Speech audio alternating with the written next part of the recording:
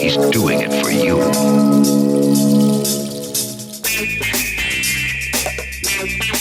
You believe in Jesus? Yes, I do. Well, you're going to meet him.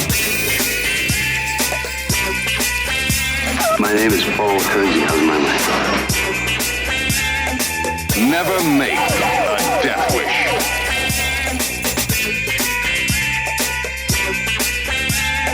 He's always on target. Hey everyone, welcome back to another episode of Sleazoids, a podcast where we go down the rabbit hole of 20th century genre fare, from the most influential canon classics to the trashiest exploitation films that we can get our hands on, and invite you to tag along and help us in creating a canon of sleaze. Each week is a double feature, grindhouse style, where we discuss two films loosely related by subject, genre, actor, filmmaker, or franchise. And at the end of each episode, along with our honorary Sleazoids, which you can become by subscribing on Patreon, we decide, do it, absolutely. We decide on the official ratings and rankings of every film that we cover. Patreon subscribers also get an on-air shout-out and 2 bonus episodes a month when we switch from bi-monthly to weekly shows this month. It's finally here. It's here. It's finally here. So for the full experience and the warm feeling inside of supporting us, we highly recommend becoming a fellow Sleazoid over at patreon.com/sleazoidspodcast. That's the plug. The only plug for this week. Although I guess I can say I lied. That's not the only plug. But the other plugs also involve the show and easier access to the show. Yes. We are also available now on Stitcher and by recommendation from some of our listeners on Google Play. And we're also on YouTube for those of you who listen to all of your audio things there. I don't personally do that, but I've heard that is a thing. And this cat is walking all over Jamie right now. She wants to talk some Death Wish. She's got some Death Wish opinions. She's got some thoughts on Death Wish and Charles Bronson. Yep, and Ronald Reagan and all the guys who are responsible for this film. Yes, you can find the show on all of these different places now, and if you guys want to give us that good old rating and review on iTunes, we would heavily appreciate that. Please do. And yeah, this month we switch finally to weekly shows, so for those of you who maybe can't get onto the Patreon, no worries, you're still going to get your two episodes a month, bi-weekly, free every single month, but we're going to be adding 2 bonus episodes on those off weeks for paid subscribers over on Patreon. And just to pique your interest a little bit more, for next week's paid episode, we're going to be doing a insane, mind-blowing Cronenberg double feature of Scanners and Videodrome. So if you guys have pun intended with the mind-blowing as well. Yeah, so if you have any interest in seeing us or hearing us talk about those films, definitely go on over to Patreon. But this week, or I guess we should address last week. Last week we talked Long Weekend and Razorback, 2 Ozploitation eco-horror films with our first guest, Andrew Law, from over at the Bunta Vista Socialist Club podcast. Lots of fun. It was a lot of fun. If you haven't listened to that episode, highly recommend going to check that out. But as we said at the end of that episode, this week is going to be something else, something we haven't quite tried yet. We're going to be going on a deep dive through the Death Wish franchise, only skipping out on 2 films because it was quite the undertaking as it was doing the 4 that we're going to do. Thought we'd stick it with a trilogy feel. Yeah, we're going to do the original trilogy this week. So those are the films about Paul Kersey, a dude who has very unlucky relationships with the women in his life who seem to get brutally murdered or sexually assaulted or both. Pretty much every single time he gets a new girlfriend. Yep, and he needs to take violent retribution in response. So we're going to be taking a look at the whole franchise, directed by Michael Winner. So we're not going to be looking at 4 or 5, which aren't directed by him, and we're going to be taking and starring Charles Bronson. And then once we go through that trilogy, we're doing this to coincide with the release of Eli Roth's remake, which came out this weekend. Yeah. So if any of you guys saw that, make sure to stick around, because after we finish talking about the Death Wish trilogy and giving you guys context for the original films, we're going to be, for the first time, talking a new release, because how can we pass up a new release that happens to be in the realm of what our podcast wants to be talking about. Definitely. And I mean, with Eli Roth at the helm and Bruce Absolutely, Willis, yeah. it could lead to some good things. I hope it's like over the top, like just insane. Oh yeah, people are going to be really mad about this film no matter what. It's a sensitive time for it to be coming out for sure. Yes, very, very, at least the originals anyway, very pro-gun, very, very pro-vigilante justice. Yeah. Not necessarily a hot talking point in 2018. No. So it's going to be a lot of fun to see what Eli Roth gets to do with that, and hopefully it's good things. Yeah. Anyway, if you want to hear that, stick around for the show, but right now we are going to be digging into one long segment on the original Death Wish trilogy. Oh, let's get into it. Yes. Death Wish. Death Wish. Call him a mad vigilante. Call him a hero. Either way, he's always on target. We want you to get out of New York. Permanently. Never make a death wish. Because a death wish always comes true. And you get to love it. Charles Bronson. Goodbye. Death Wish 2. He's doing it for you.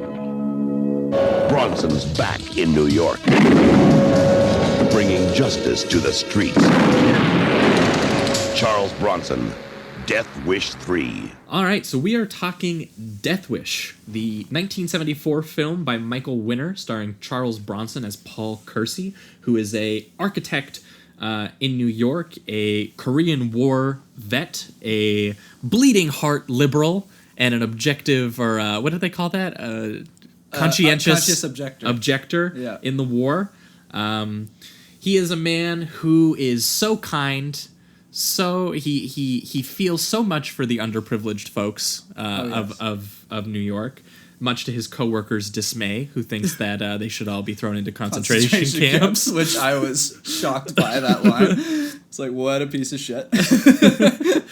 And fate befalls Paul Kersey when all of his sympathy for the punks and the creeps and the scum of New York comes back to bite him when his wife and daughter are raped and his wife murdered by, let's just say, some sadistic psychos. Oh yeah. One being a very young debut feature film of Jeff Goldblum. Which I gotta say, Quite shocking to scarred me watch. a little bit. I was like, yeah, I'm just used to him being that warm presence, you know what I mean? And he was completely the opposite in this scene. Like, he even has that, like, he turns to the camera right before the certain type of sexual assaults, and it's pretty horrific. Yeah, so Paul's wife and daughter are brutalized by these muggers, I guess. They go a little farther than mugging, but I would go as far as to say that it's really hard to understand the motivation of kind of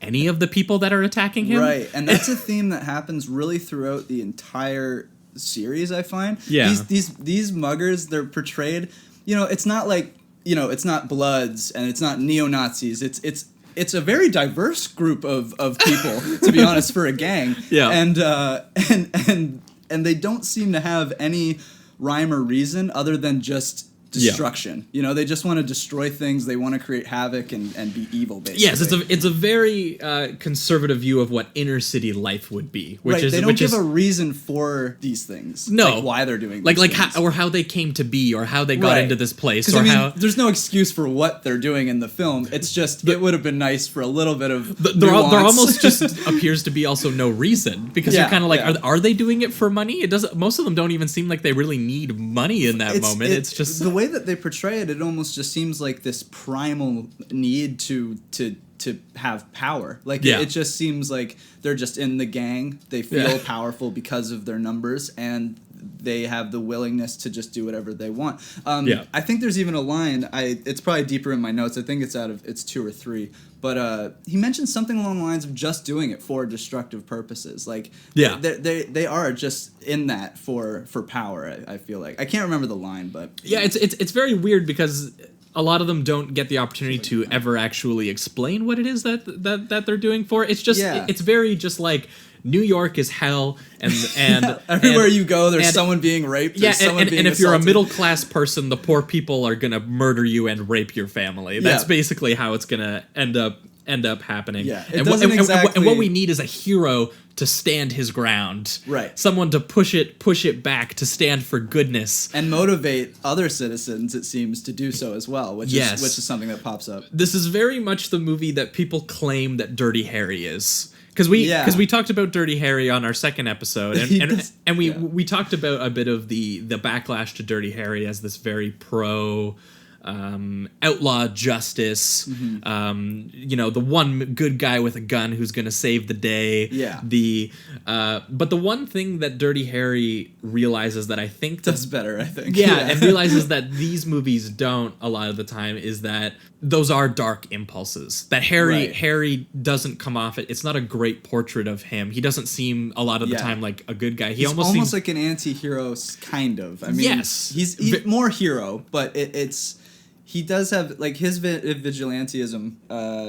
In the filmmaking, you see him being pulled down by them, that he's going into the abyss, and he's not really actually fixing it. He's more just getting his own sort of sadistic pleasure out of it in his own way. Scorpio is making him become almost down to his level. Bringing him down, Yeah, and that Harry seems to, like, really, he has a really good time. There's this very smug, like, self-satisfied kind of feeling that he gets of it. And he understands Scorpio and his violence because he feels similar impulses that he does. Right. He's just found a legal way, or at least mostly legal way to channel that. Which and then in contrast, you got Kersey, who's painted as just a hero. That's it. Like there doesn't seem to be any questioning of his character at all. And there's not at least a lot of it. Yeah, and there's not much of an inner life for him beyond that. Like Dirty Harry, the cops question him, but no citizens do at all. No, in fact they praise him. Yeah, and they're just like, oh, he's doing these great things. And the one thing is that the filmmaking for something like Dirty Harry, it's interested in the psychology of Harry as a character. Mm-hmm. You get sort of like this taxi driver bit of like this dude's got some issues. Yes. And here Kersey is a very normal man, and apparently in the book version of this, he does kind of have a similar descent where he becomes the villain. And the author of the book has since said the movies suck because they're not how I wrote this character. Right. When Kersey eventually does go into his vigilante crusade and he goes down, at first he's doing this stand your ground type thing where he's just sitting and waiting for people to attack him so that he has an excuse to shoot them. Yeah. And the first time he kills someone, he goes home and he's a little shaken, he vomits, but beyond that, after that, he's fine. He's full Rambo after that. Oh yeah, and then after a while he stops even waiting for people to mug him, and he's just kind of like waits for them to like pull out the weapon. Yeah, and then he's just like, all right, now it's time. He waits for the most minimal excuse for self-defense that he possibly can, and then he does it. And then he starts going with the one-liners, and he starts doing, and he's having a especially good time. Especially in 2 and 3. Like, they'd really start to develop the old, like, the one-liner kind of thing, and kind of more of the over-the-top violence, right? Compared to this one. I felt like Death Wish 1 really tried to be a bit more grounded, and even tried to speak more on its political talking points a little bit stronger. I feel like after that they kind of were like, let's just they throw it out the window, which I think almost works better because they don't do it enough in this movie to really make any good points. So in my opinion, it's kind of like, why don't you just not talk about it? Why don't you just make it purely he's out for revenge and it's his own like character piece, you know what I mean? Right. As opposed to making these like subtle, like there's a moment in the first one where they're at like a party that seems upper class. Oh yeah. And they're talking about the race divide between muggers. Yes. And that could have been something to talk about, I guess, but the movie itself doesn't show that. They show the most racially diverse gangs ever. So it's like, it didn't make sense with even the movie's context. All the people that actually commit the crime that he's angry about are all white. Yeah. They're because the movie doesn't really especially in the first one. I find that as they go down, they start to like mix the races within the gangs more. But in the first one, I think it's all three. And honestly, dudes. I feel like it was a response to people talking about these movies in this way. And what's funny about that party scene is that lady's argument that what would you like? You would created like a racially diverse muggers. Right. It's the right wing version of identity politics. Right, yeah. Right? Yes, dead on. Exactly. It's like that's not going to help either way. So I mean, like we gotta. No, yeah. So it's just you would think the answer would be confront the systemic issue, which is why are these people at all doing what mugging? they're doing? And there's no part of the movie that addresses anything to do with that. It's just it's more depicted as just like a jungle where you're gonna walk in. That's a perfect way to. You're gonna walk in. And something bad's gonna happen to you, and the people who are gonna do chaos. it are gonna be the weakest people among society a lot of the time. And it even like I don't know if it's in the first one, but there's even segments where like there's just people talking on the phone, and in the background, and it's not even focused within the background, you can see people being mugged. Like it's just like no matter where you go in this universe of Death Wish, there's just gangs and they're mugging people. Like, it's everywhere. It's a total fantasy. The idea that this is that this represents like some sort of world. And one of my favorite bits about this is that I read that apparently when they were filming the subway scenes, because a lot of scenes of him riding the subway, the MTA, the New York Transit System, apparently gave them all of the filming to do for inside the subway carts to subway carts that didn't have graffiti on them. Okay. Because at the time, they thought that graffiti was just like a passing trend, and that they didn't and they didn't want to encourage it or condone it in any way. So they didn't want to put it in the film. In the film, so it's so interesting. So it's the cleanest subway in the world, despite the fact that this is supposed to be like a nightmare reality version of New York. That is so weird. And it's just so indicative of how much this is just trying to be made up. Yeah, it's being like, well, that's so odd. If this is like a nightmare dystopia version of New York where violence is just everywhere and all the poor people are just going to rape you at any second. Too, like the culture within it as well. Yeah, but like you won't acknowledge the actual reality even. Yeah. Even in the design, it's bizarre. I didn't know that at all, and I didn't really notice. More so, I guess, because I was just so focused on the fact that every single person seems to be a mugger, and if you're not, you're just like a guy with a gun. And not to mention the subway sequence is the first time where he shoots them. And then they're already dead, and he shoots them again, and you're like, he starts. That's where like you can feel that he's almost he's becoming. I don't want to. I guess I do want to say a bit sadistic. You know what I mean? Like, and I think it does stem from something somewhat understandable because I mean what he's witnessed and what he's gone through is terrible, unspeakable, or unthinkable. But it's just it gets to a point where you're like, oh, can I root for you? I don't know. Well, for me, I still had a great time with it, but it's like there's a great moment when after. He's kind of like heartbroken and he doesn't really know what to fill his time with anymore. Mm-hmm. So his boss sends him to Arizona to go and work on a building in Arizona, to go design a building there and spend some time there and kind of like cool down and, get his head together. And he goes there, and obviously the guy down there is a huge Second Amendment fan who is just like, what you got to do is you got to get your gun, bro. And he's like, well, I was a conscientious That's where he's introduced to the gun range and everything. Yeah, but there's an amazing scene in here where he first shows up in Arizona and he walks into what is a reconstruction of a Western town.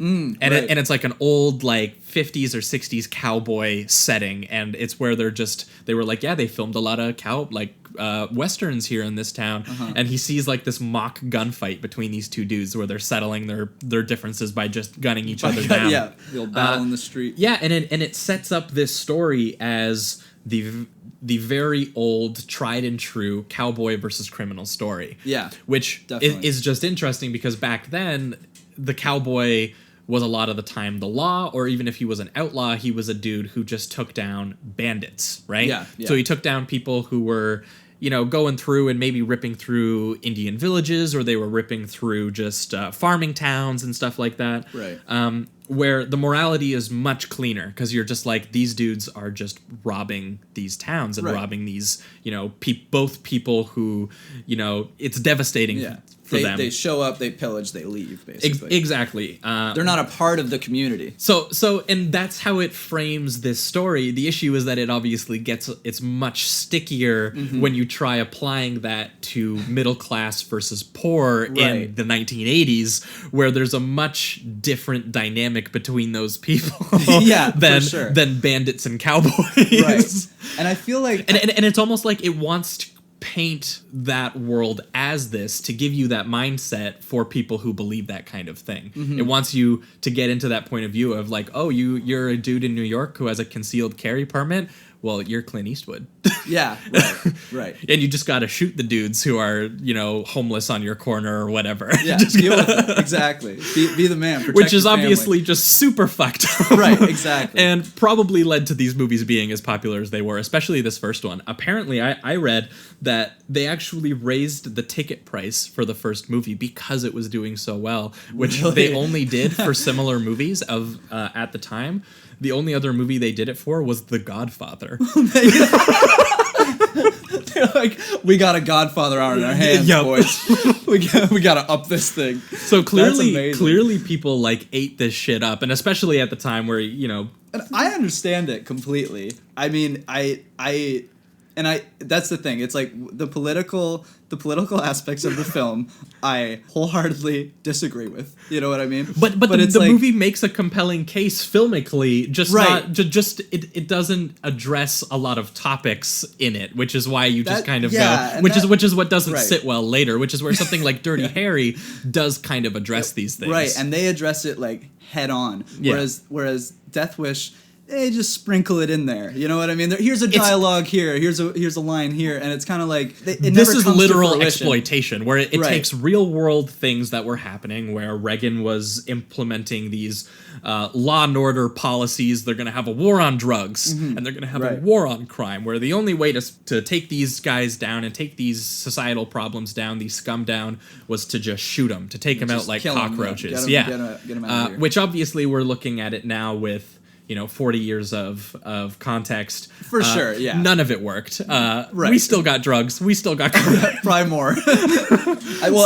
More drugs at least. I don't know. Yeah. So none of these things actually ended up working, which maybe helps us look at this movie, whereas people at the time would have looked at it and been like, that makes logical sense. You just you kill the bad ones. right. And I feel that's where the movie works for me, where it's just like, the guy, these fucking dudes raped and killed his daughter and wife. Of course he's gonna feel this way. Well, see, and you feel motivated that way. It's when they start talking all these political points that I start to get like, movie, don't do it. You're it's not needed. What's really funny about the first one is that the first one he doesn't even track down the dudes who do it. You're right. He doesn't even get his vengeance at all. No, You're absolutely right. You don't even see them again. He doesn't even really try to find evidence to go and find them specifically. Going to muggers. He doesn't start investigating. He's just like, I'm going to take down all muggers. Is his response, which is it's obviously less personal, but honestly, I kind of like it because it works better thematically, because his rage isn't necessarily at them as individuals. He's angry at the entire societal scum as this thing. Yeah.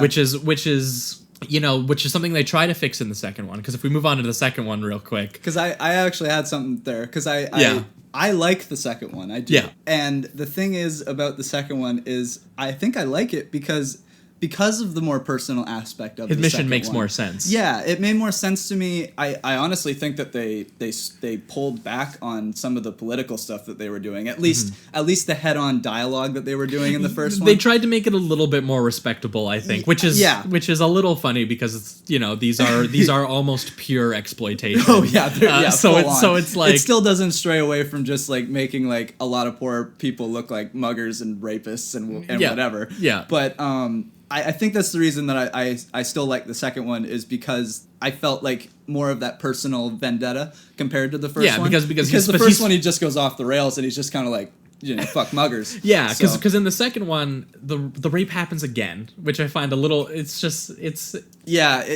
not. It's almost unnecessary. It is at this point. Is it necessary to have rape? Because it's a beat for beat remake in terms of the setup, the actual setup, where it's just he's living a normal life. The women in his life get brutally raped and assaulted, murdered. And then but this time, instead of just being like, I'm gonna get back at all muggers, or I'm just gonna fight back against, the abyss and the scum in general, I'm gonna take down the guys who specifically invaded my house because I saw them and I know some capacity of who they could be.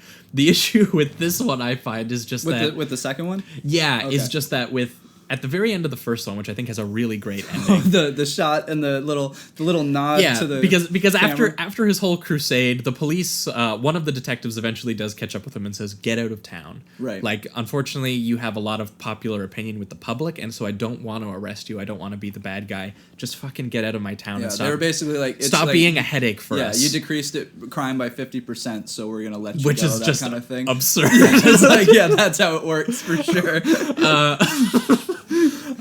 So yeah, and they send him off. So he reaches. I think he goes to Chicago. So he gets into Chicago, thinking like, maybe he might start a new life. He might go do some stuff over there. And he sees some muggers attacking a lady, and he that feeling rises up in him, and he gets this great shot where he looks back at the camera. He does a little finger gun and a wink, and he goes, Psh. And the clear implication is that he's not done. Yeah. His mission is going to continue in Chicago. Yeah. He doesn't give a shit what you think of him. Like, hell is unleashed now, which is kind of a cool idea, which I think mirrors more of what we like of Dirty Harry, that there's no putting him back in the bottle anymore. Like, he's out. He's seen this world, and he's been a part of it, and he is going to continue. Yeah, so it's a great way to end that film, and I really do like it. And then when we come into the second one, everything's fine. He's back living his normal life again, which didn't make any. Yeah, and which I agree with you there. I didn't like I wish they stuck with Chicago, because Chicago is known as having a pretty rough. He definitely would have went into some very, very black communities at that point. Maybe that's why. Probably. But to be honest, I mean, in LA, I'm sure it's pretty racially divided as well when it comes to most gangs and stuff. But they didn't stray from it in this one. I mean, every gang has like three white guys, three black guys. It's like they split it down the middle. It just seemed with number 2, they were just like, okay, we need to reset. Which didn't work for me, because what I liked most about the first one was that there was no reset. There was there was no closure on that situation. And then when we start this one, the movie feels like it has to break him again. That it needs to have him. It needs to be an even more vicious rape and an even more vicious murder. Because that scene where she jumps out of the building and falls on that spike, I was like, oh my god! I did laugh. You laughed. But it was a laughter of pure shock. Like, it was like I couldn't believe what I just witnessed, because I thought it was just gonna be another typical, like, okay, they're gonna rape her, they're gonna kill her. I'm gonna have to watch that horrific moment again. But I was kind of happy that the way that she went out, because I'm like, I don't need to see another rape and murder. I just don't. So when she jumped out of the window, because that first one is fucking crazy. It really is. And like they do it in 2 different rooms and stuff. It's crazy. And then with this one, I almost, it might seem harsh, I don't know, but I almost felt a relief for the daughter at that point, because it's like she left on her own accord. It seemed kind of on accident, to be honest. A little bit. But at least it was definitely like murdered. She didn't care, though. It was like, anything is better than being in here. Exactly. So that's I'm what it felt like. Out. She was just like, I'm just, whatever happens at this point. Yeah. And she just kind of, unfortunately, fell out a second story window. I feel like if they made her a bit more of a character, there might have even been something there where there's like a relief. Yeah, they have her, like, she's a mute now, basically, I think, from the trauma, essentially, from the rape in the first movie.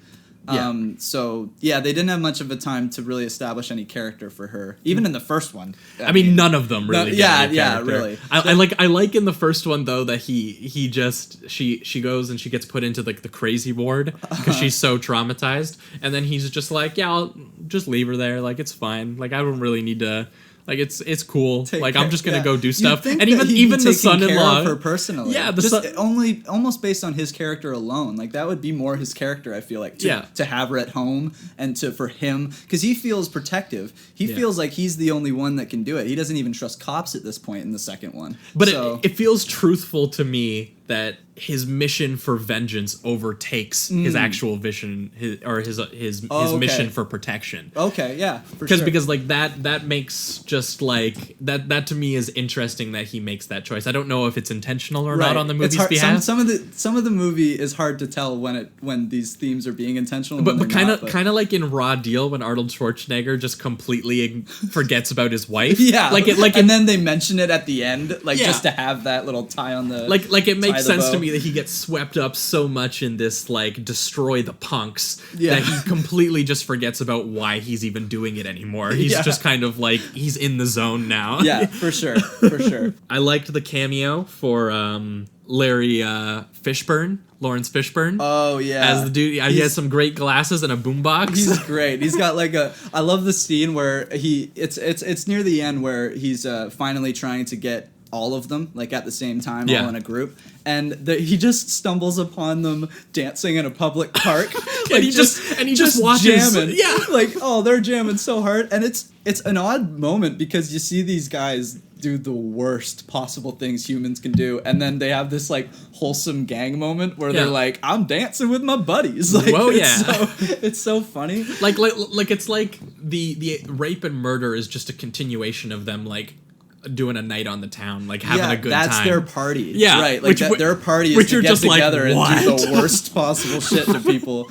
And they do feel strong because they're with their gang. I think the line I was actually speaking about earlier was that they feel strong when they're in numbers, and I think actually it might be Fishburne that says that, his character, and I think that's where it comes from. It's like that they're essentially basically saying that these gangs do these things because they're in a crew, and that's where the power comes from, I guess. I love the line that he has in that second one though, where he right before he shoots the one, he asks him the do you believe in Jesus? In Jesus. You're about to meet him. Oh man, it's a perfect exploitation action line. Like it's really, I mean, this movie is kind of where those parodies come from in a way, right? Yeah, like, and the second one is where it starts getting into this bit where it just starts getting ridiculous, where the one-liners really start to come in. Charles Bronson, the mission makes more narrative sense in this one, but you almost don't feel it because he's still being just so ruthless and odd. And he thinks of himself as a superhero by this time, I feel like Batman, basically, the vigilante. Which brings us into Death Wish 3, where he's literally a superhero. Oh yeah, he's full on. He's just a superhero for like the Law and Order administration. Yeah. He's even got like his own like Alfred in a way, because he's got like the apartment above the street gang that he kind of just monitors, like it's his bat cave, and then he's got the guy that's informing him of kind of what's been going on in the community, which is his Alfred. Like I was getting some big Batman vibes off of Death Wish and just certain themes and stuff. Well, the vigilante justice man. especially that. But yeah, Death Wish 3, I'm gonna go ahead and say it's amazing. I had a really great time with it, and I'm really glad that we pushed all the way to this one because the gang life in this is the one, best one, I think. I have a hard time separating the first two from the political sphere of the time. Yeah. This one, I have a much easier time doing it because the gangs are like West Side Story cartoonish level gangs. They're like created gangs. They are from not imagination. like like the other ones are fantasy in order to like that you could apply to real people. Yeah. These aren't real people. No, they've got their own little Sigma. They got tribal tribal symbols tattoo on their forehead, and like they're a true gang. The one dude's like picking his teeth with a grenade. Right. Like, and what's interesting too, I thought, just speaking on the gang, is the leader. It seems like he is just pumping them full of drugs to make them do all these acts, which I thought was kind of interesting because in the first two they just kind of are like they're just shitty people, and in the third one they kind of are like it's the drugs, kind of like these guys are like going PCP and coke and whatever, and then they're rambunctious and they gotta go out and do shit. So I thought that was interesting, and it never shows the leader doing drugs. which I thought that was kind of interesting. I don't know if it was on purpose, but I thought it might have been a subtle thing that shows that he's definitely in control. like the calculated dude in that situation. And he's like the guy that's like doing it on purpose. Like he's getting the benefits from being the leader, so he's keeping these people on drugs to continue the rampage, basically. Yeah, and what happens is that he runs after 2. He leaves LA and he comes back to New York, and the dudes immediately recognize him, and they're like, they were like, "Dog, we said don't come back here. Like, what are you doing?" Yeah. And then the police. This is what's funny is that this is the one where the police start to align with him. Yeah, because in the second one, they're shown just as bad as the muggers, essentially. Yeah. Like, the one guy kills one of the muggers at the end because he's, like, questioning him, and he pushes on his wound, and it causes him to die quicker. And, like, they're pretty relentless with the cops and the muggers in the second one, whereas, you're right, the third one, they start to mold it all together and yeah, that now the police are basically just on Kersey's side, and they're actually going to release him on them because they were like,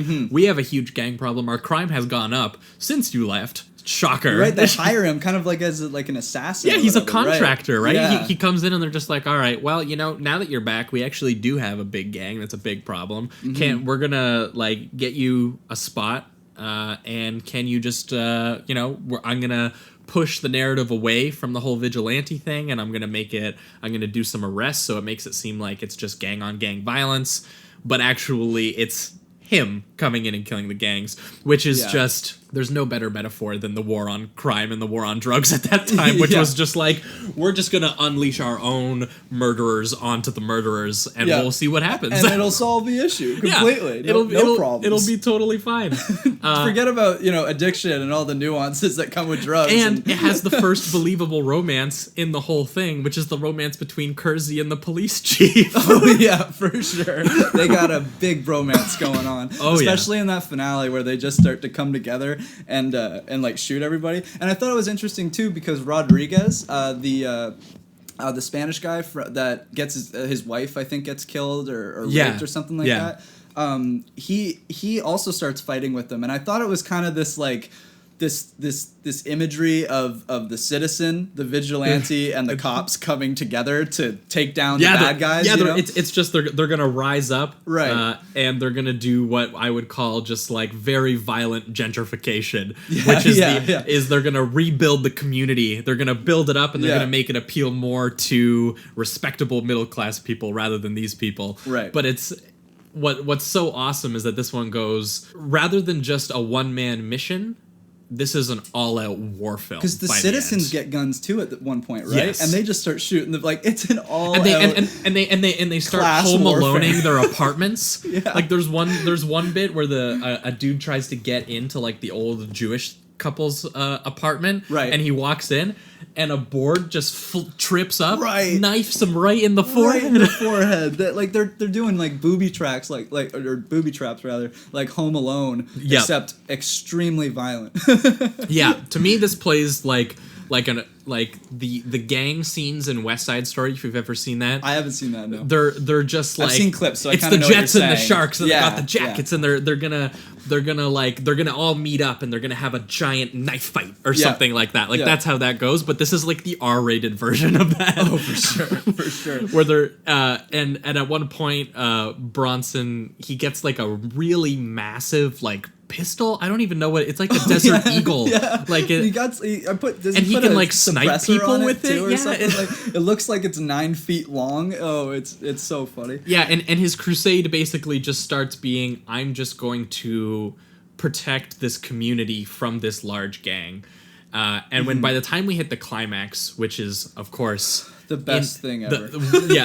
I was actually quite stunned by it. Why I just want to put this. I love that cars just blow up on impact. Like, there's no rules. Like a feather in this universe would fall on the hood of a car and it would explode. There's one sequence either when the cops are just going at, or no, rather it's the muggers going at a cop car, and they're just going at it, and then the camera just stays on the cop car for like 2 or 3 full seconds, and then it explodes. So it's like, what was happening in those 3 seconds that caused it to go?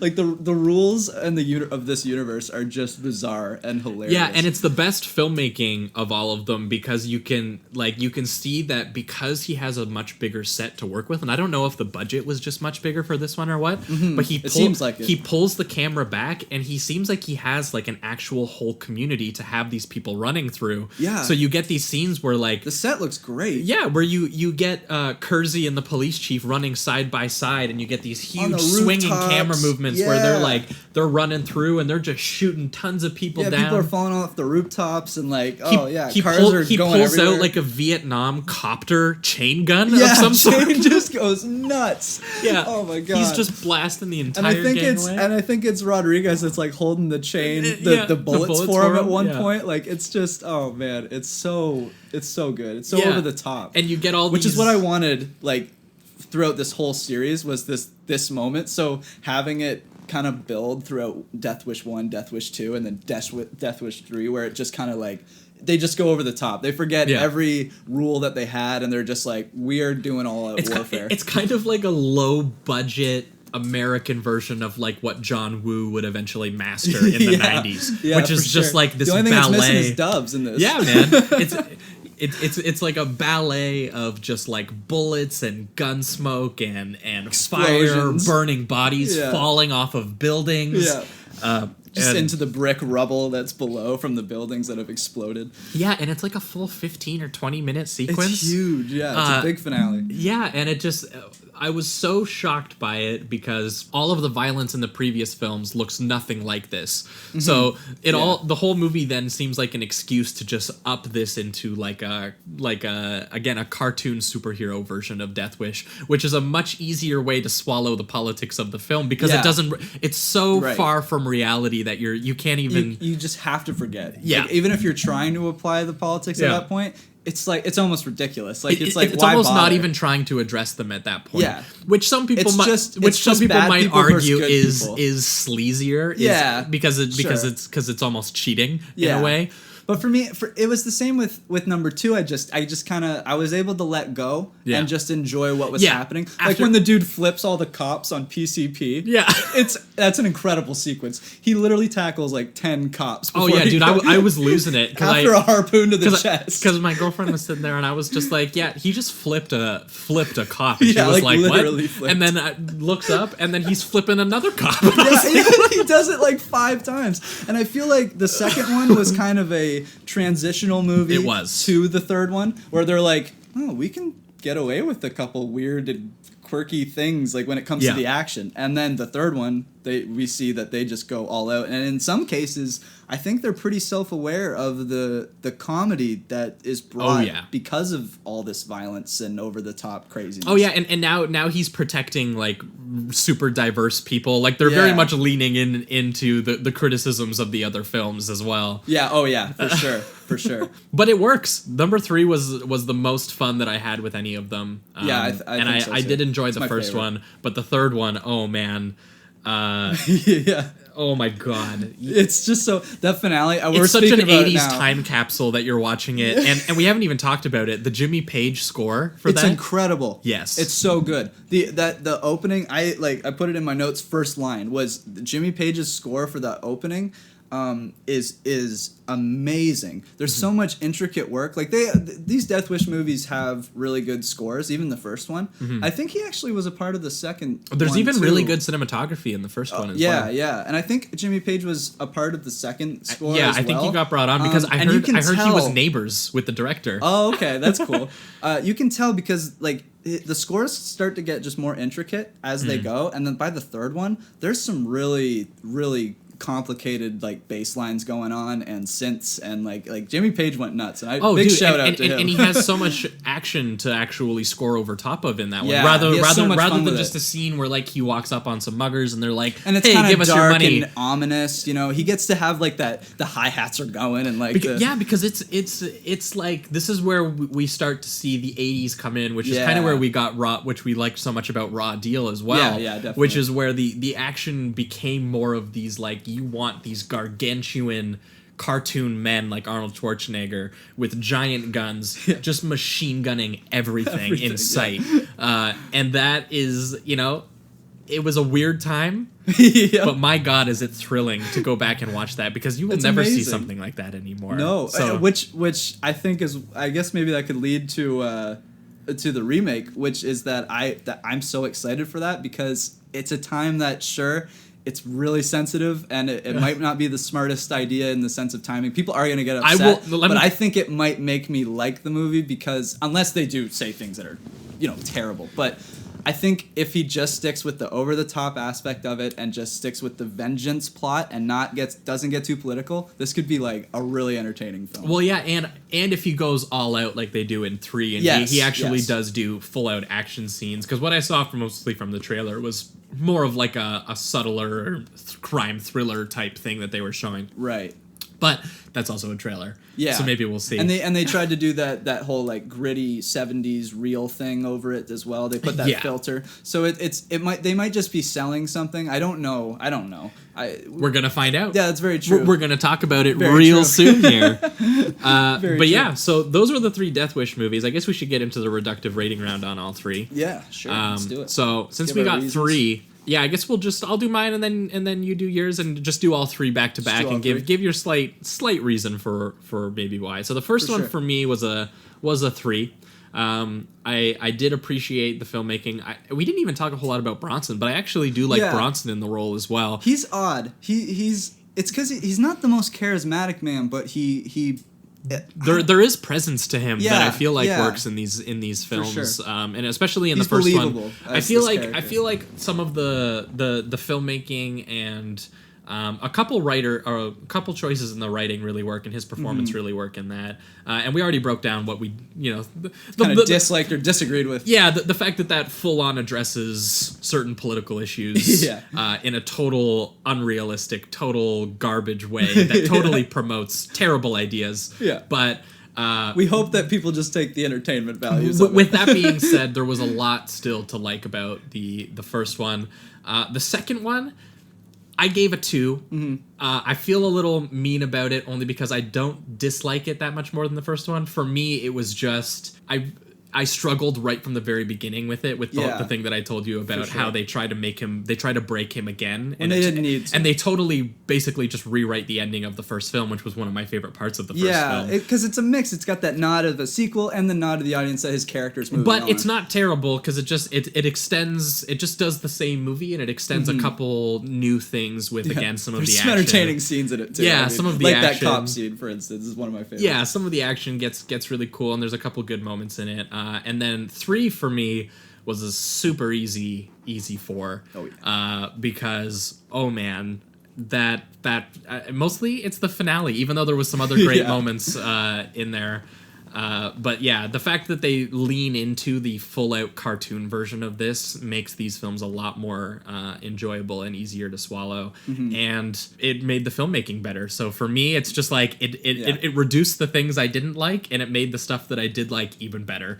So that's all you can ask. What's to lose there? So yeah, so the first one gets a 3, the second one gets a 2, and the third one gets a 4 from me. You sweet. For the first one, I'm gonna give a 3. I thought it was a solid action flick. I felt his vendetta story completely. Yeah. I did think it was odd that they didn't he didn't get vengeance, because it seemed like that was what the movie was, at least starting as the theme. So that was kind of odd to me. Like we said about the political aspects of it, I obviously disagree with a lot of what they're doing in that regard. So yeah, the first one's a 3 for me. Second one is also a 3 for me, and I've got to watch that one twice because my notes deleted themselves, and so I had to redo that. But I think I like it. You've clarified the second one. That I do like it, yeah, because it might have been like an off thing or whatever. But I think I like it just as much as the first one. It's just some of the scenes are just too entertaining for me not to enjoy, like the cop scene that we talked about. The ending fight scene I thought was actually pretty impressive for at least a Death Wish film. I didn't think that they were going to do major hand-to-hand combat, and they kind of do. And the bit in the hospital, right? Yeah, and I thought that was kind of cool. Which I think is what Eli Roth is supposed to be nodding to, because Bruce Willis is a surgeon in his version of this movie, not an architect. Oh, really? So do you think he might be going to like Death Wish, like he might be meddling a few of them and not just the one? It could be. I would be cool if you did an ultimate 2-hour like trilogy and like we end with a 20-minute giant warfare. Yeah, he might be kind of like trying to remake in tone like the whole franchise in that kind of sense. Okay. So we'll see how it goes. Yeah. And so with the second one, I'm gonna give it 3 as well because of those reasons. I still had a lot of fun with it, and I did like that it felt like an actual vendetta story because he goes for those specific people. But I agree with you that it was unnecessary for them to break his character again through the same means as they did the first one. I didn't need to see a worse rape scene. It just wasn't necessary. But I'll still give it a 3. And then the third one, I'm gonna give a 4. For the same reasons you said. It's just so entertaining. It takes away the political stuff I didn't really agree with or like. And even if it is still there, it's so cartoony that it's impossible to apply it in that way almost. Exactly. I can't take it seriously. And to be honest, it's almost like why I can like the other two as well, because I don't go into a Death Wish film and go like, I'm going to get my political view from this, or you know what I'm saying? Yeah. Like, it's I know just, exactly what you're saying. I kind of just was like, oh, okay, I know what they're trying to say. I know what they're doing. What's just kind of interesting is we didn't bring it up, and I guess I'll mention it here while you're doing this, is that people do get their politics from this. That actually maybe it's just so bizarre to me that I don't. On some like very heavy like right wing websites, like say Breitbart or something like that, apparently this film is loved, and they've written tons of articles about how good it is and how good the politics are. Okay. And apparently I didn't know this. I because politics is a really difficult thing to discuss right now. Oh, for sure. I looking up Death Wish, I found out that apparently Trump name dropped it at one of his rallies, saying when he was on the campaign trail, saying that he has a concealed carry license in New York and that he's basically gonna go Charles Bronson. and it led to the crowd. It led to the crowd chanting, "I kid you not, Death Wish, Death Wish." Oh man, I don't like the man, but he's entertaining. Like, holy hell, that is so over the top and ridiculous. So it's just funny that we go into this and we're like, obviously we're gonna separate this from certain issue, but it's like, holy shit, there are people who get their worldview from shit like this, and you're like, dog. I would love. You know what we should have done is got one of the crazy people on the show to come talk about the movie. Yeah. Why do you think it's a 5? Like, what? And it's so funny because they all talk about how Charles Bronson is like the ultimate masculine man, and I'm like, more than like the other action stars of the 80s. Like he's kind of got a goofy mustache and he looks a weird. Beatles haircut. Yeah. That is so odd to me. It's just because I would never watch this movie, and like there are movies that the politics are very obvious, and I would just disagree, and I'm like, no. And on this show, we're going to talk about a lot of movies that have politics we disagree with, and that doesn't. To me, I can like a movie that has disagreeable politics on certain issues. 100%. It's a matter of context. So it's exactly. And this is just it. It's like we like Death Wish. You like all 3 Death Wish movies, I like most of what I've seen of Death Wish, despite the fact of some of those issues that I might have. But it's so fascinating that when you go and you see some of which is why people are a little upset that Eli Roth was bringing it back in this current moment. Sure, because people are like, there are people out there who really will actually upset right now. Yeah, but again, who's to say Eli Roth's movie isn't? I mean, and who's to say when the time is? I mean, the gun issue has been a hot button issue for decades. And I was like, if anything, right now it is very hot. This movie's going to get people talking, and I'm like, I don't think that Bruce Willis going out there being like guns are cool is going to have as much of an effect as actual people going out into the world and being exactly performing real activism. Because then we're getting into the realm of like, does our entertainment affect us well, it kind of leads to video drama, which we're going to be doing eventually. But does our entertainment affect us so much desensitize us that, and make us more violent? Yeah, like than GTA whatever. 5 doesn't make you kill hookers, people. No, you know what I mean, like that kind of thing. So yeah, there's a line to balance on. But yeah, so it's really fascinating, and we're glad that we had an opportunity to go back and watch these movies, because I had never seen any of these movies before. So I've heard about them for it was years, a lot of fun. So yeah, those are our thoughts on the first 3 Death Wish movies. Now we skipped 4 and 5. Yeah. I eventually, probably just on my own. Yeah, exactly. Yeah. I'm gonna go check them out just to complete the whole series. But we figured that this was enough context for you to kind of get into the realm of getting ready for a remake of the original. Yeah. Which is what we're gonna do right now. Oh yeah. Is we're gonna go check out Eli Roth's remake and be right back with our thoughts on that one. I'm excited. Stay tuned for that. Time of death. The next 3 seconds. You're not a cop. Somebody has to do it. Starring Bruce Willis as judge, jury, and executioner. This has been a crazy week.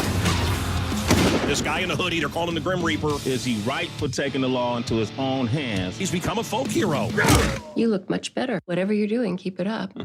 I will. Death Wish. Rated R. We're talking Death Wish 2018. We just got out of the movie. We are back. We're back. Fresh out of the theater. The magic of time and the magic of editing. Yes. We're back with you. We just finished talking about the original 3 Death Wish films by Michael Winner. Which were fun. They were fun, yes. Absolutely. Especially that the third one. Good Lord. That finale is a supreme finale. But as we said, this is a pretty rare opportunity that the new theatrical release happens to line up with our show's taste in mind. Perfect. So yeah, we it's kind of like the Kill Bill thing when exactly. that popped up. We just went down the Death Wish rabbit hole, so why not see what a modern day 2018 Death Wish looks like? Yep.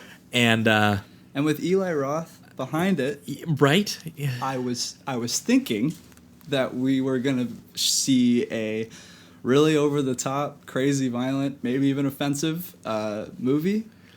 And I don't know about you, but I was a little disappointed. I don't want to jump the gun too much, but you said right before we were going to watch the movie, you said the worst thing that this movie could be was boring. That if it was good, excellent, it's a good movie. Sure. If it was really bad and really, really over the top offensive, just complete trash, that's probably also valuable in its own way. Like that too, yeah. And do you know what? We like trash. Obviously, we talk trash all the time on this show. Started the show. So this movie, I think, ended up being exactly what you feared. Yeah, it was right. It was totally like banal. Yeah, it was smack dab in that middle part where it's just kind of. It was like Eli Roth was afraid to go there, which I'm shocked by. He's never afraid to go there. I've never seen a film that is restrained by Eli Roth. You know what I mean? Well, I'm not as familiar with some of his more newer stuff, but before we went into this, the one movie I rewatched because I needed a refresher on was Hostel.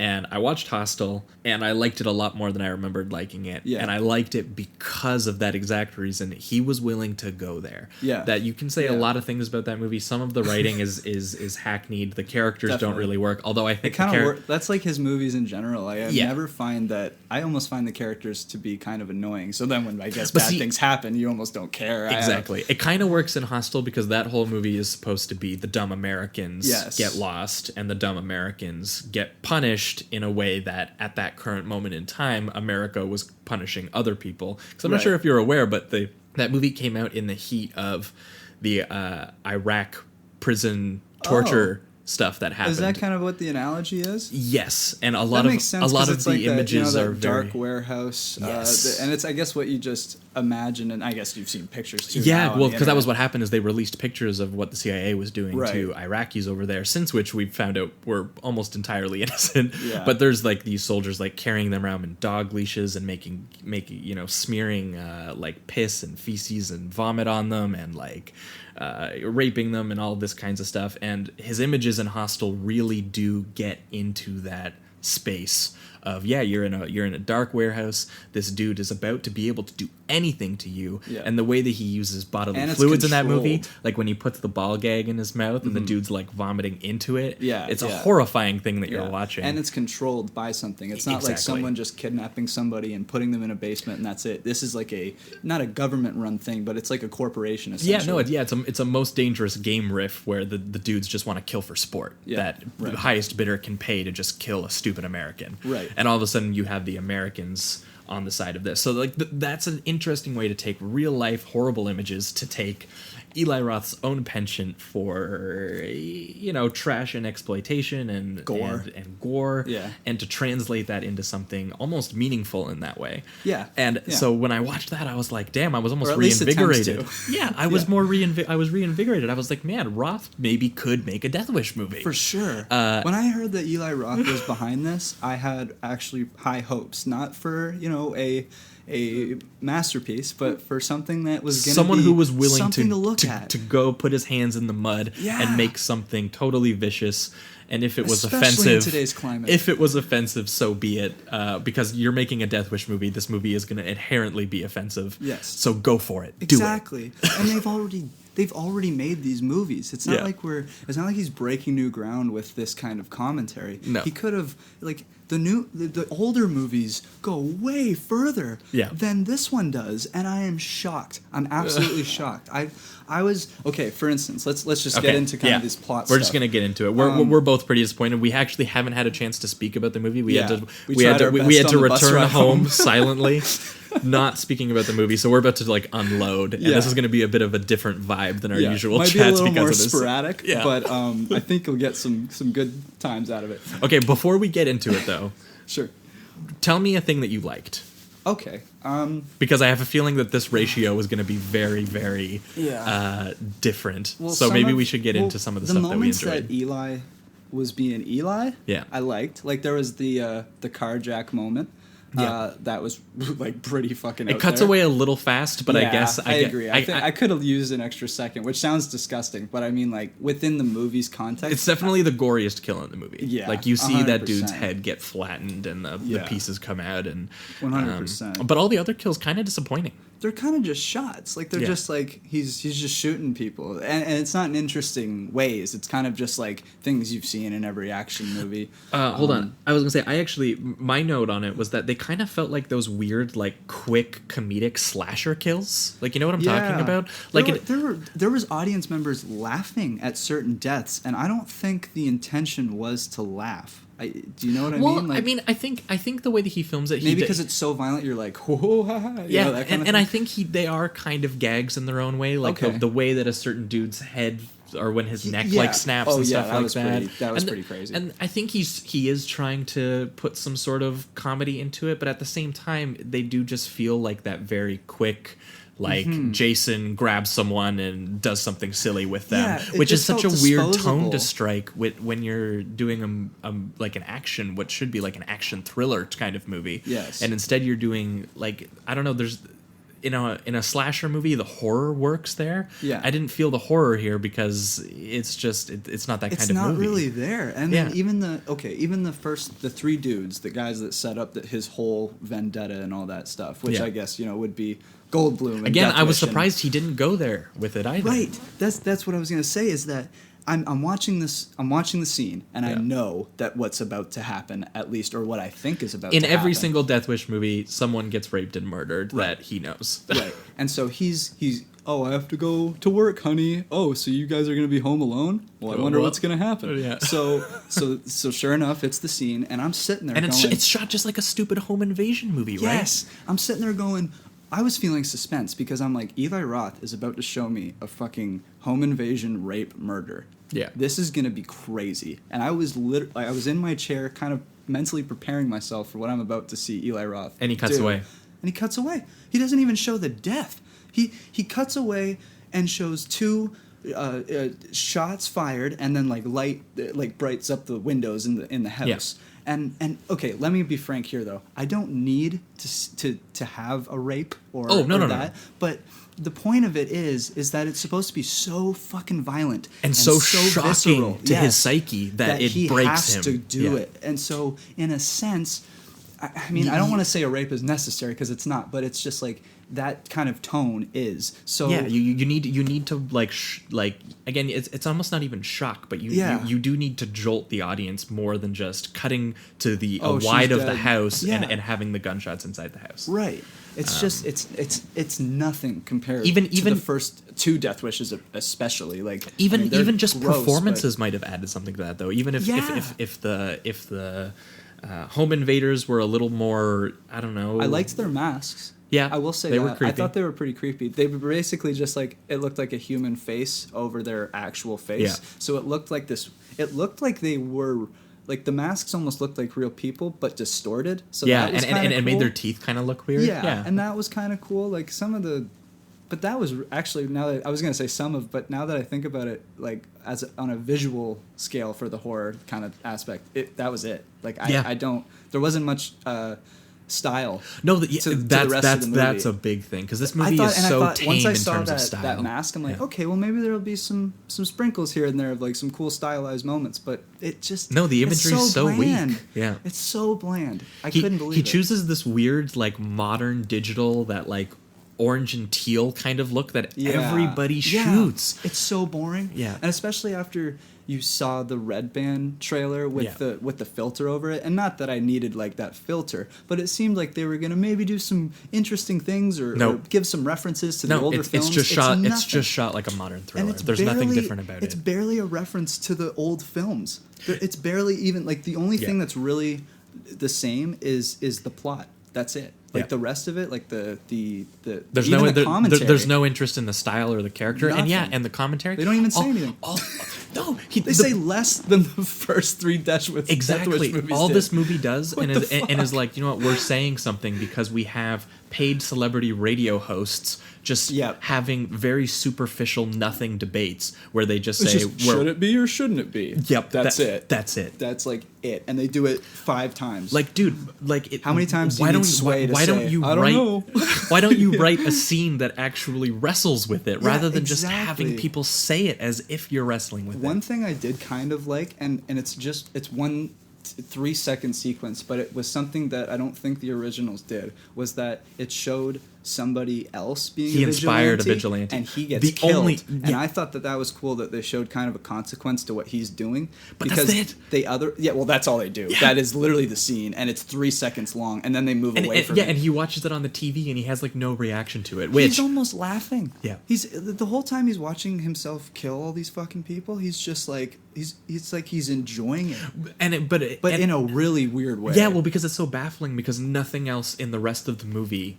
like signifies that in any way. Like it doesn't, like it's just, because in the first one it's a slow, methodic kind of to his sadistic nature. Yeah. Whereas this one was just like, as soon as he shot the first dude, he was like, I love doing this, and that's it. And it was weird. And it didn't come off the same. It was funny because we mentioned I mentioned that one of my complaints about the first one was that movie, less so than Dirty Harry, the original Death Wish, seemed less interested in the psychology of its character. And I was watching this one and I was like, this movie is less interested than Death Wish in the psychology of its character. Bruce Willis was bland as shit too. His bland is the word is of this baffling. movie, honestly. Like that word is going to come up a lot because it's what it is. He feels so like he's there. He does feel like he's there for the paycheck. Like it's just like, and I thought that maybe he hardly sells the little dramatic and nice feeling moments. And I was like, okay, well, I wouldn't, maybe we shouldn't expect that of Bruce Willis, even though in his prime he was charming. He was killer. And I was like, okay, so he can't do family stuff anymore. He's old and grumpy now. That's just the way his face sits. So. But he couldn't even do like the murder scenes and stuff. Like he would just he was blank faced the whole time. Even when he was finally getting his vendetta, like the final scene where he does the little trick table thing and then shoots the which dude. They set up so so, obviously, and you're just like... There's no suspense at all. I'm like, well, he's next to the table. Yeah. I mean, they clearly set that up in the first half hour. He just went to the gun store, like, oh my... They set everything up, too. They set... Okay, like, when he talks about that dude's tattoo, the MJ thing, he's like, oh, you're a Bulls fan? I'm like, oh, I wonder if this dude is going to pop up again in the plot. Yeah. Like, it's just... Everything is spelled out for you. There's no details to this movie, so the few details you do notice, you know, are just plot mechanics. Exactly. That they're nothing to do with character. Exactly. That they're just there so that things make sense later on. Right. It has nothing, like, there's no interest in any of the details of the actual characters or the people in his life or even the actual, like, communities that they're talking about. Mm-hmm. Again, even the original Death Wish movie, I felt more motivation for what the guys were doing, and we complained that we didn't feel anything there. Yeah, like we were already kind of on the fence, but like for his, I guess like Bronson's performance is pretty subtle, like even in the original ones. Yeah. But how Bruce Willis took that and made it even less like charismatic is baffling to me because. Yeah. Bronson never has a huge moment where he's like Arnold Schwarzenegger it up or and that was the whole thing about cool guy Bruce Willis was in comparison to Schwarzenegger and these other dudes in the 80s, he was the everyman, right? Like he was like the normal dude who would walk through these exceptional situations and would have a little sarcastic comment and a little smirk, and I don't know, maybe that just doesn't apply here, but I also feel like he's not bringing it here. No, like he feels. Well, he had one line that it didn't work because the rest of the movie is so boring. But like it was, I can't remember it. But he does try to have one of those, like, you know, in the second one where he's like, you know, do you believe in Jesus or it was before he's just like, you're not going to kill me. He's like, no, Jack is. And he pulls the Jack and it squishes his head, which again is one of the only moments that has life in this movie in general. And it's also one of the few times where the fact that he's a surgeon actually comes into play in the whole thing. Because I was curious the whole time, why did they make him a surgeon instead of an architect? And then in that scene, it seems like they had that scene in mind. And that was kind of interesting. That like when he was pouring like the brake fluid on his open wound and shit, you're like, and he was putting it directly on his nerve. Why and he was are you like, doing this throughout the movie? Yeah. You know, like it's truly bizarre. I sat here watching this and I was just like, okay, so this is what's supposed to be modern exploitation. This is what exploitation brought into the modern day. Isn't he supposed to be part of the Splat Pack or whatever it's called? But it just looks like standard drama thriller coverage. We talked about that in terms of style. There's nothing happening. The drama is the most bland shit ever. Yeah. Sorry to keep saying that. I could think about was Brawl in Cell Block 99 because I was watching that and I was like, this that nails what they're trying to do there. Exactly. That nails the trash. They got the huge, bald, honkering dude going in, and he's going to rip some. It's almost the same thing. Not the same, but like it's got those similar styles, and then to compare it, you can really see now why this is not good. No, and I was like, I wouldn't say that the level of graphicness was any crazier in Brawl. I would just say that it feels like a movie that was really directed and really stylized. Like you think about those kind of like wonky, unique images of him in the prison and the way that they use Vince Vaughn's form and his body and the way he moves and especially the way that they cut the action where it's just these brutal, blunt hits. Yeah. There's nothing that here. This is just standard gunfire coverage. Yeah. And you're like, why? Yeah, and you can almost you almost see hints of like it was almost like Eli had the second director do all of the drama and then he did anything that involved violence, because when like violence was on the screen it was kind of interesting. It was kind of there, like the Jack part and then his like the leg part, the brake fluid like we mentioned, and the dude who falls down and like his neck like snaps into like a U. That part was pretty crazy. So there's hints of Eli having Eli is fun that he seems to have in every film. Yeah, but then I still wish there was more of it. Oh, for sure. I wish it was sprinkled throughout the entire movie, but it seems like he has very few The movie moments. comes alive definitely more than any other point when there's like a gore gag happening. Yeah, and that's the thing is like at a certain point, that's all I was watching the movie for anymore. Like I didn't give a shit. Yeah, and it's like I was just like, just give me the next guy. And it's like a collective like maybe 10 minutes of the movie. Yeah. Yeah, it's really not a lot. That's the most bizarre thing. You think you're going to go into this movie and you're going to see, like, even if the drama is shit and the story behind that is bad, you were just going to see a crazy action movie. We came into this being like, this drama's... Eli Roth has never been known for drama arc character. They're probably going to suck. Almost always. we know that the premise is already... politically wonky, and that's what most people are going to talk about. Yeah, but this movie really even almost can't. Like, they don't dive into almost anything. They say have a gun, but that's like it. Yeah, there's one scene where a dude is like, you know what? You fucked up. You need a gun to protect yourself. Which, by the way, and to go out was super oddly paced. They're just driving, and then all of a sudden he's like, oh, I see some poachers. Get my shotgun. Like, it was so random. No, like, again, it feels lifeless. Like, again, it feels like Eli doesn't even believe in that scene. He's just setting up plot points. Well, and this is there for the few people who are going to go into the movie for that scene. Like, the few people that this will attract, that people who want to see Bruce Willis with a gun, they got their one scene where the guy, the old guy says, "Yep, the good guy with a gun is gonna do it." Yeah. And and then none of it. It's hardly in the rest of the movie. Yeah. Oh, at all. It just it blows my mind. I wish the movie was. There's one. The one performance, the main villain dude, is the only guy who's hamming it up, and I liked him. Well, I was kind of like, by the end, I'm like, you know what? I want to see you in another movie because there's something about you that's actually giving off some life. I liked him, and I wish that I thought it might be going somewhere, and then it never went anywhere. Sure. And then I was like, oh. I'm more speaking on just him, I guess, as an actor. I've never seen him before. He must be very new.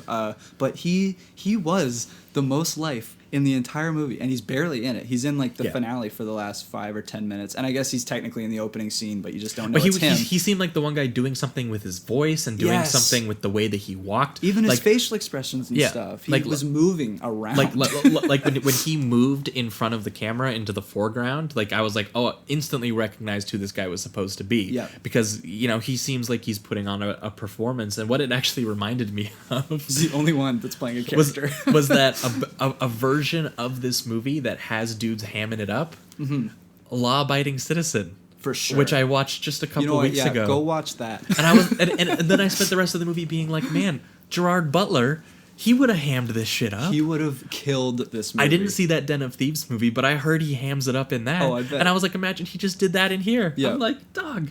And that's basically what I heard about that Thieves movie, was that the drama of it has been done before. All that has been done before. But the fact that there's style and there's acting. There's life in the movie. The characters or the actors portraying the characters are trying to make a character happen. They're trying to portray something, type of persona. It's crazy that this is the point that we're at. That we're like, we don't even care if it's the same shit, if it's a terrible premise inherently. For real.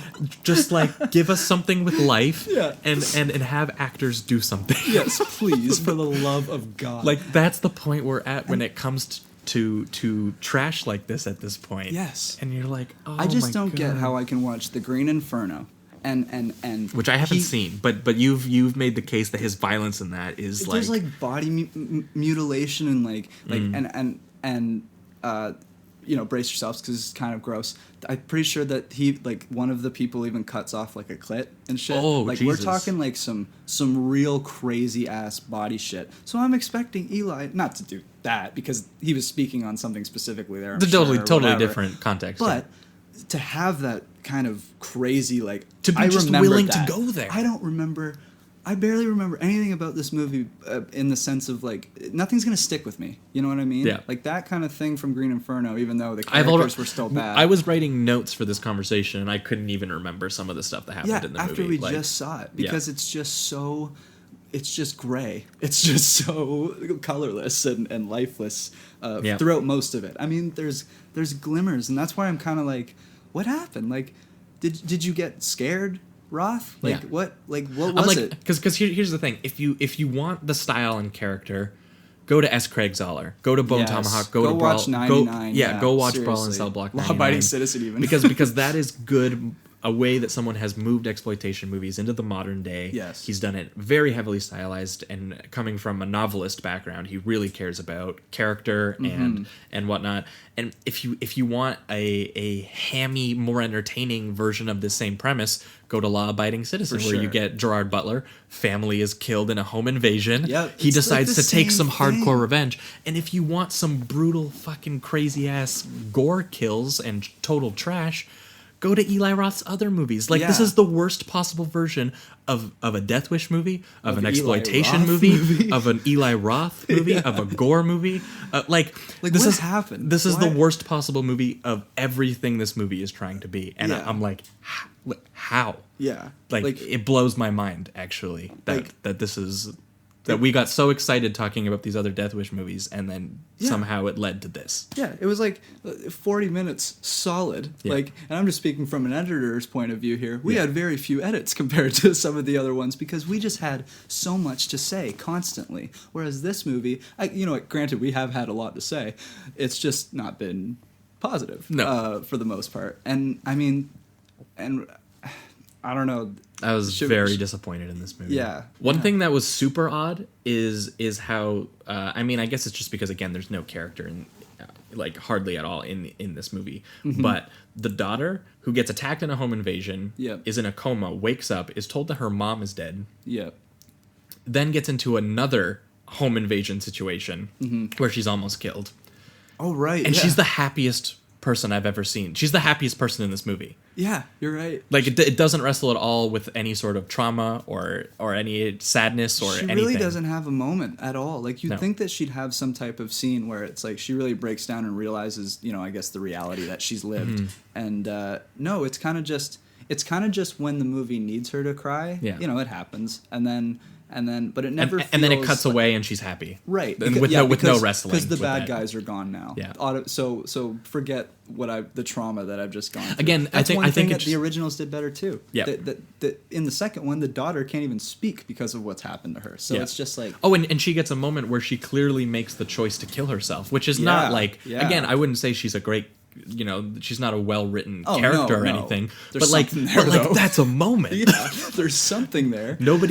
I think it just is indicative of this entire film not even wrestling with the ideas and the premise. It has no interest in anything to do with his action or the consequences or the trauma or the sadness of any of this. Yeah. Even more so than the original movies, which we critiqued for not doing a great job with that. Which is so it's kind of mind blowing. Yeah, and one thing I want to add before we get to the reductive rating round would be that within like Eli Roth's characters in his other films, I don't like them most of the time. Yeah. But there's something you don't to have them. To like characters, right. Yeah. There's something to them. There's something at least to latch on and be like, I dislike you for this reason or I like you for this reason. Whereas every character in this there's just like no motivation for anything. I guess Bruce Willis, that's it. But they don't try to flesh out. But none of them are convincing, and nobody. Everyone else is just Hank Schrader from, I don't know his actual name, but he's from Breaking Bad.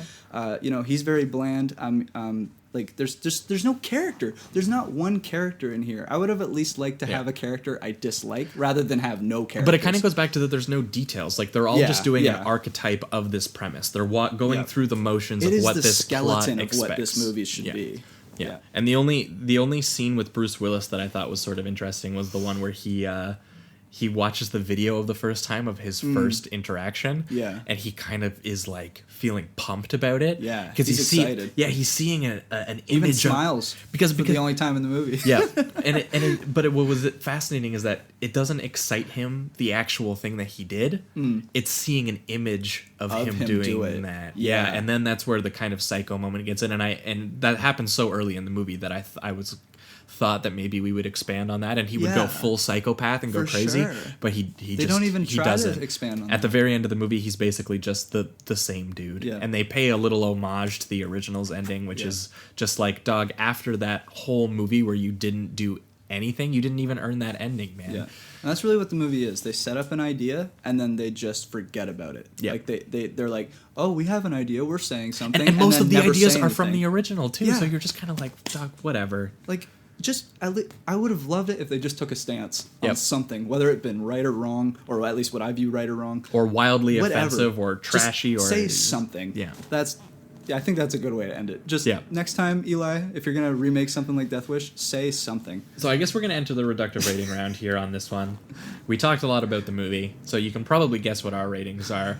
When we first got into the movie, I was thinking a 2. 2, yeah. That's where I was going, because I felt really let down by this movie. Mm-hmm. But having spoken about it, it's getting the 1. You think you're getting a 1? Yep, absolutely. When I sat there and I said that bit about how it's the worst version of an exploitation movie, of an Eli Roth movie, of a Bruce Willis movie, of everybody here is doing their worst work, and they couldn't even make me like it more than Death Wish 2, which was the Death Wish I disliked the most. I actually think that there's so much more redeeming qualities in Death Wish 2, which I gave it 2, that this has to go. This is a 1. You're right. For me. I mean, I totally see your point of view there, especially with having Death Wish 2 on your rating scale. Yeah. There's no way. Like, if you were to rate this the same as Death Wish 2, I'd be like, dude, you got to bump it up or take it down.